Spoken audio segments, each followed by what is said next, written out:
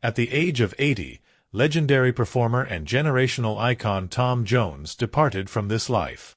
Many people tend to ignore the many hardships that he had during his life.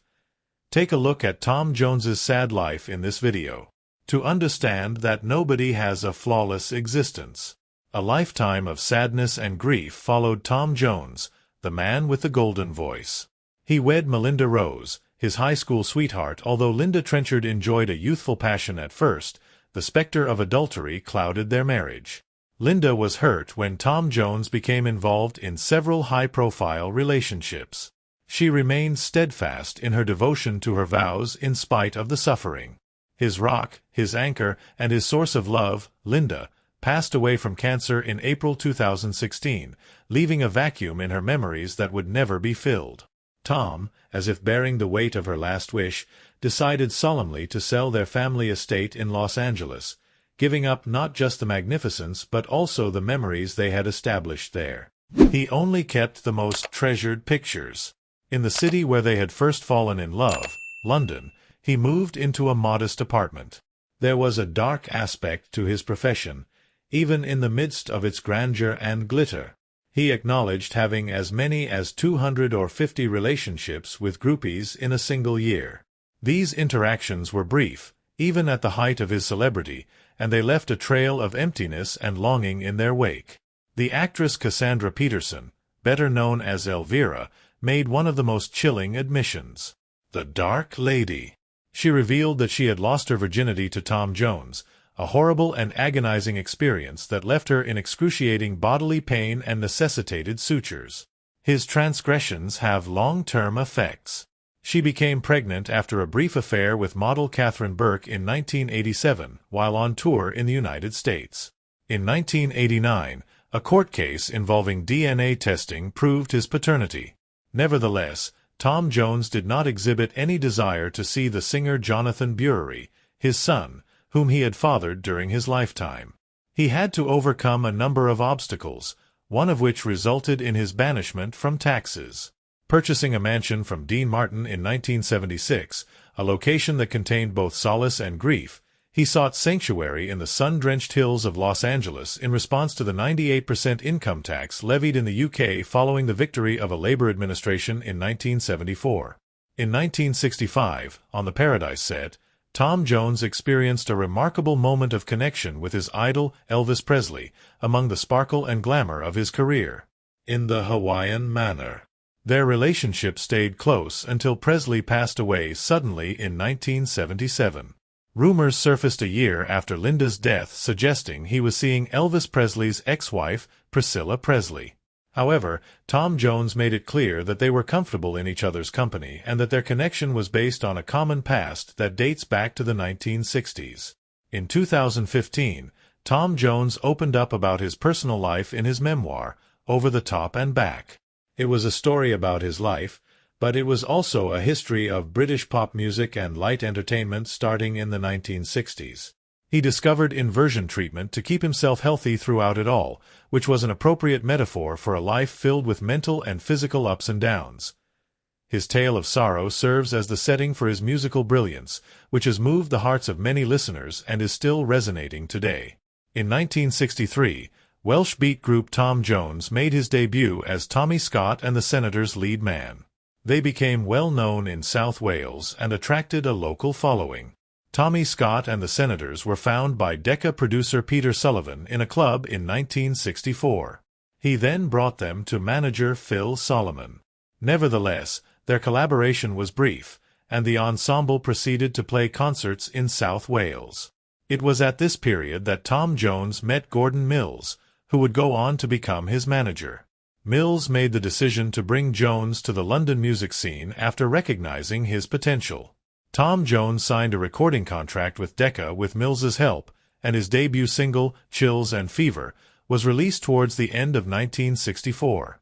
But following up, his song It's Not Unusual became a global hit after being featured on the pirate radio station Radio Caroline, which is located offshore. Tom Jones peaked at number 1 in the UK and in the top 10 in the US in 1965. Additionally, Mills made arrangements for Jones to record theme music for prominent movies, such as Thunderball, the James Bond film, and What's New Pussycat. Hal David and Burt Baccarat wrote the text. Although Jones was first dubious about the later song, Bacharach persuaded him to perform it. In 1966, Tom Jones won the Grammy Award for Best New Artist in honor of his quick ascent to popularity. In 1965, while filming at Hollywood's Paramount Studios, Jones got the opportunity to meet his idol, Elvis Presley. As the late 1960s drew near, the two performers became good friends, which inspired Gordon Mills to reinvent him as a crooner and expand his musical tastes. Tom Jones received a star on the esteemed Hollywood Walk of Fame in 1989. Jones and the renowned Van Morrison worked together on the 1991 Dover Records CD Carrying a Torch. Morrison composed and produced 4 of the album's tracks, which was recorded in its entirety at London's Townhouse Studios. In Tim Burton's science fiction comedy Mars Attacks, 1996, Tom Jones played himself. During the film, he was performing on stage when aliens attacked and used a gun to flee, creating a humorously heroic scene. The album sold over 4 million copies worldwide and peaked at number 1 in the UK charts, demonstrating its extraordinary success. Rapper Wyclef Jean, a Haitian American, produced Tom Jones' album Mr. Jones, which was published in the year 2000. Jones's ongoing significance in the music business was demonstrated by the albums and its first single, Tom Jones International, which both earned top 40 singles in the UK. In 2000, he was recognized for his musical efforts with the Brit Award for Outstanding Contribution to Music. He demonstrated his adaptability and cross-generational appeal the following year when he sang You Can Leave Your Hat On at the 7th Annual VH1 Divas Concert alongside Carmen Electra and the Pussycat Dolls. Legendary Welsh singer Tom Jones held his first concert since 1964 to commemorate turning 65 in Pontypridd, Wales. That year, he accumulated a fortune of $175,000, making him the richest entertainer in Wales. In keeping with his history of working with others, Jones collaborated with Australian pop singer John Farnham in 2000, which led to the production of their live CD, John Farnham and Tom Jones Together in Concert. As a reward for his outstanding achievements to the music industry, Queen Elizabeth II knighted Tom Jones at Buckingham Palace in 2006, giving him one of the highest honors in the United Kingdom. He was thrilled to receive the knighthood and said that when you break into the entertainment industry and have a successful album, it's the beginning of something big. Along with Aerosmith guitarist Joe Perry and soul singer Joss Stone, Tom Jones was one of the well-known performers who graced Wembley Stadium on July 2, 2007. His versatility and ability to relate to a new generation of music lovers were evident throughout the performance. In addition, he had a strong interest in boxing and was often asked to sing national anthems at boxing contests. Tom Jones's first album of new music to be released in the U.S. in more than 15 years was 24 Hours, which was released on Curve Records in the year 2000. Jones went on a global tour to promote the album and kept up a demanding performance schedule that included over 200 appearances annually, even as he drew closer to his 70th birthday. He was admitted into the Hit Parade Hall of Fame in the year 2000. Inspired by the song's inclusion in the hit BBC sitcom Gavin and Stacey, Tom Jones took his cover of Islands in the Stream to the top of the UK music charts for the third time on March 2, 2009, in support of comic relief.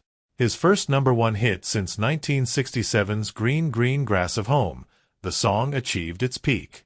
This accomplishment demonstrated his ongoing appeal and capacity to remain current in the rapidly evolving music business. Tom Jones ventured into the soulful worlds of gospel and blues with his album Praise and Blame on a Fateful Day, which was published in 2010. It included eerie renditions of songs by well-known performers like Billy Joe Shaver, John Lee Hooker, and Bob Dylan. It was also on this album that the well-known musician Booker T. The journey of Praise and Blame was not without controversy, though. Tom Jones turned 70 on June 7, 2010, the day a single off the album Burning Hell was released. This song was a cover of the original song by John Lee Hooker and had a gloomy, melancholy vibe. On the other hand, there was opposition and doubt about the record. Even with the turbulent release, Jones experienced several victories.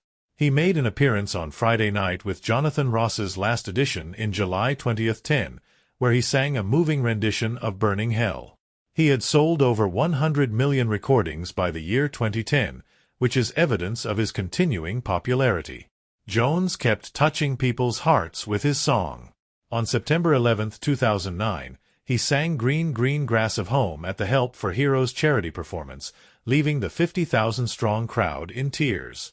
Tom Jones is a well-known singer and musician who made his debut with the album Let Them Talk in the late 1980s. Later, he sang a song from the album In the Heart of New Orleans during an appearance on the UK ITV series Perspectives. Jones released the Jack White-produced song Evil in 2012. It was a nostalgic and symbolic nod to his past. In 2012, Jones joined the coaching team of The Voice UK, a BBC talent competition, where he mentored budding talent and shared his experiences. He openly chastised the BBC for their lack of consultation after the show's renewal for 2016 was denied. Over his career, Jones added his own special touch to covers of well-known songs by Paul McCartney, Paul Simon, Leonard Cohen, and Scott Moore. He declared in 2015 that Long Low Suitcase, the last record of a trilogy that also included Praise, Blame, and Spirit in the Room, would be released. His memoirs Over the Top and Back served as the inspiration for the tracklist. He duet with Paul Weller on BBC's Children in Need and Julis Annual Hootenanny in November 2015. Jones demonstrated her unwavering power in the music industry by making a comeback to The Voice in 2017 and going on a summer tour in 2018. He returned to grace the BBC's Just Annual Hootenanny in 2020, capping off a decade that had seen him triumphantly make his stage comeback with duets with Celeste and Jules Holland. Jones unveiled his new project, Surrounded by Time, an album that explored nostalgia and wisdom, in January 2021. The record was a melancholic voyage through other people's music infused with his own special spirit. On September 3, 2022, Jones gave a rather somber performance of I Won't Crumble With You If You Fall, which is from his Surrounded by Time album. Within a day, the song topped the UK iTunes chart, demonstrating the widespread grief that listeners felt for the artist who had given them so much through his music. So viewers, for the next update please subscribe to our channel. Thanks for watching.